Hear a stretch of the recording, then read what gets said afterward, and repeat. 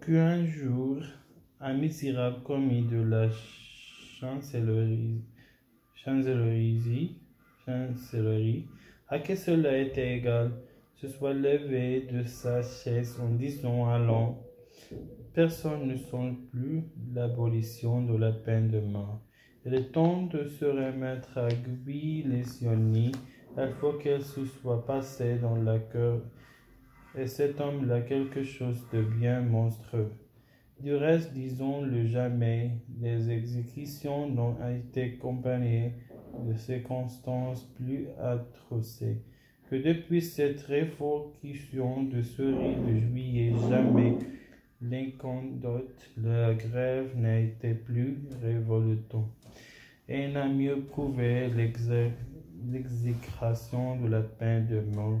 Ce redoublement d'horreur est le juste châtiment des hommes qui ont remis le code de sang en vain. Qu'ils soient punis par leur œuvre, c'est bien fait. Elle fait citer ici 2-3 exemples de ce que certaines exécutions ont été dégoûtantes. Et d'un pied, il faut donner mal aux nerfs aux femmes.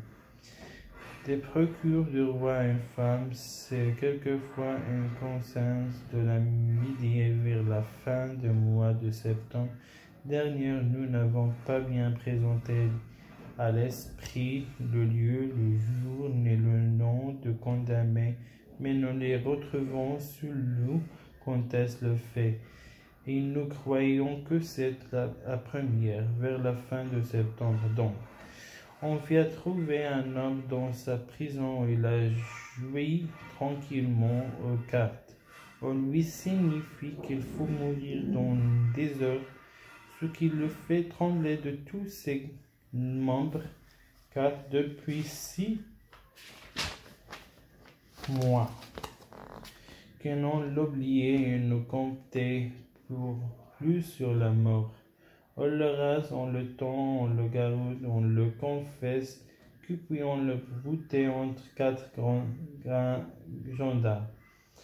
Et travers la foule au lieu d'exécution, jusqu'à ici rien que le simple, c'est comme cela que cela se fait arriver des chevaux. Les chevaux.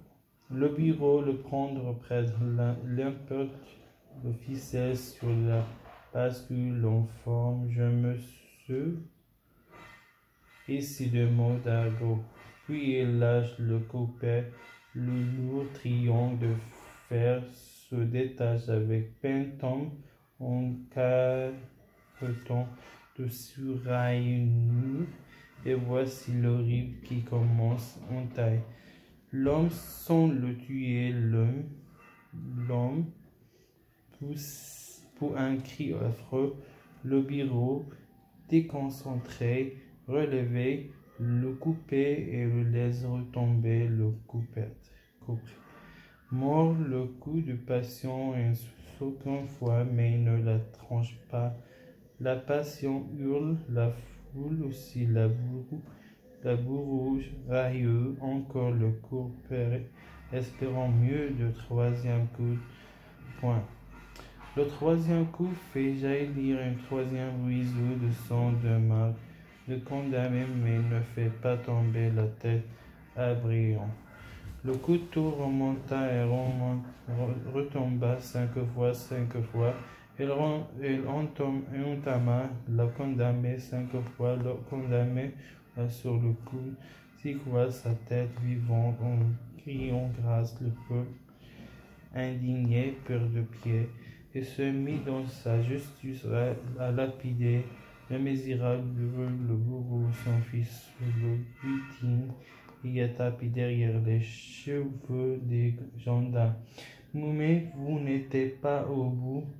Le supplicié, se voyant seul sur l'échafaud, s'était redressé sur la blanche et la debout effroyable, ruisselant de sang soutenant sa tête et demi-copisse qui pendait sur son épaule.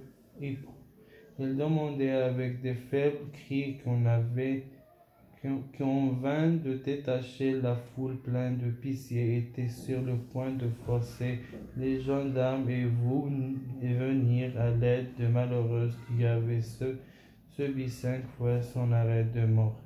C'est en ce moment-là qu'il valet de bourreau, jeune homme de 20 ans, monte sur l'échafaud, dit aux patients de se tourner pour qu'il l'idée et profitant de la posture de mourant qui sous l'avrier, à lui son défiancé sous sur dos et se à lui couper péniblement ce qui lui restait de queue, avec je ne sais quel couteau de boucher. Cela s'est fait, cela s'est vu, oui.